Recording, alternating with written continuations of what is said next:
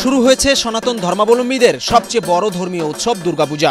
পূজার আগে দেশের বেশ কিছু এলাকায় প্রতিমা ভাঙচুরের খবর সোশ্যাল মিডিয়াতে দেখা গিয়েছে, যা অত্যন্ত আক্ষেপের। তবে আপনাকে মুগ্ধ করবে ঢাকার একটি পূজা মণ্ডপের চিত্র, যেখানে একপাশে মসজিদ আর বিপরীত পাশে রয়েছে মন্দির। সম্প্রীতির বন্ধনে যেখানে অনুষ্ঠিত হচ্ছে দুর্গাপূজা। শুধু কি তাই, সকলের প্রচেষ্টায় এই মন্দিরের প্রতিমা পুরো ঢাকায় প্রথম স্থান অধিকার করেছে টানা ৩ বছর।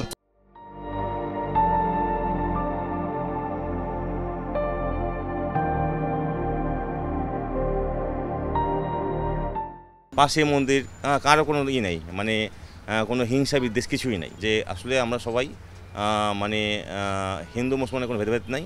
আমরা সবাই একই মানে একই দেশ, একই মাটিতে, একই দেশের মাটিতে আমরা ইয়েতে আছি আর কি। শেখা উচিত। এইখানে মসজিদ, এইখানে হচ্ছে মন্দির, এটাই হলো, সবাই একতাবদ্ধ হয়ে এখানে থাকে। আমাকে এই ৯ নম্বর ওয়ার্ডে কোনো গ্যাদারিং নেই, খুবই ভালো, শান্ত সুষ্ঠ, সবই ভালো। যখন আজামের টাইমে সব বন্ধ করে দেয়, আজামের পরে হয় এই চিত্র মিরপুর বড়বাজার এলাকার শ্রী শ্রী সিদ্ধেশ্বরী কালীমাতা মন্দিরের। মন্দিরটির নামেই গঠিত পূজা কমিটির আয়োজনে বিগত ১ যুগেরও বেশি সময় ধরে এখানে অনুষ্ঠিত হচ্ছে দুর্গাপূজা। মহানগর সর্বজনীন পূজা কমিটির বিচারে টানা ৩ বছর এখানকার প্রতিমা প্রথম স্থানে রয়েছে। দুর্গা মন্দিরটা যখন হয়, অতি ফার্স্টে যে পূজাটা হয়, তখন থেকে আমরা এখানে বসত, এখানে আমি হোটেল করি, কিন্তু আজ পর্যন্ত এখানে কোনো দেখি না যে কোনো রকম কোনো ব্যতিক্রম হয় নাই। পাশে যে মসজিদ আছে, আছে, যাই আছে, কিন্তু এখানে আজ পর্যন্ত দেখি নাই যে এদের কোনো সমস্যা বা কোনো কিছু হয়েছে। হ্যাঁ, সবার মতো সবাই আমরা এই জায়গায় মিলে যে পূজাটা হয়, আমরা সবাই মিলে এটা করা হইতাছে। মিরপুরের আদি বাজার, এটা আর কি বড় বাজার, ৪০০ বছর আগে বাজার এটা। এখানে যারা হিন্দু মুসলমান যারা আছে সবাই এক, মানে একই মায়ের মানে কোনো ভেদাভেদ নাই। মন্দিরটির এবছরের দুর্গাপূজায় পৌরোহিত্য করছেন তপন চক্রবর্তী। তিনি দেশ তথা বিশ্বের শান্তিকল্পে প্রার্থনা করেছেন। আর আয়োজকরা প্রত্যাশা করেন মন্দিরের আশপাশের পরিবেশ সকলের কাছে বয়ে আনুক সম্প্রীতির বন্ধন। আমরা ফিলিস্তিনে দেখছি যে আমরা প্রার্থনা করি যে এত কষ্টে আছে ছোট্ট একটি শিশু, সে আমরা দেখলাম যে কয়েকদিন আগে আমরা টিভিতে দেখলাম একটা মেয়ে, আমার খুব কষ্ট লেগেছে।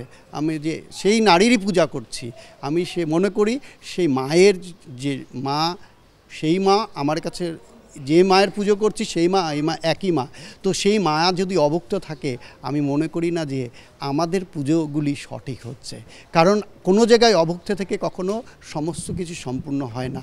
তা আশা করি সকল পৃথিবীর সকল প্রাণীর ভিতর শান্তি বিরাজিত হোক, সকল মানুষ সুখে শান্তিতে থাকুক, এবং সকলে যেন সকল বিদ্বেষ ভুলে, সকল কিছু ভুলে, যে অহংকার গরিমা সব কিছু ভুলে আমরা যেন চিন্তা করি যে আমরা শান্তির দিকে যাই।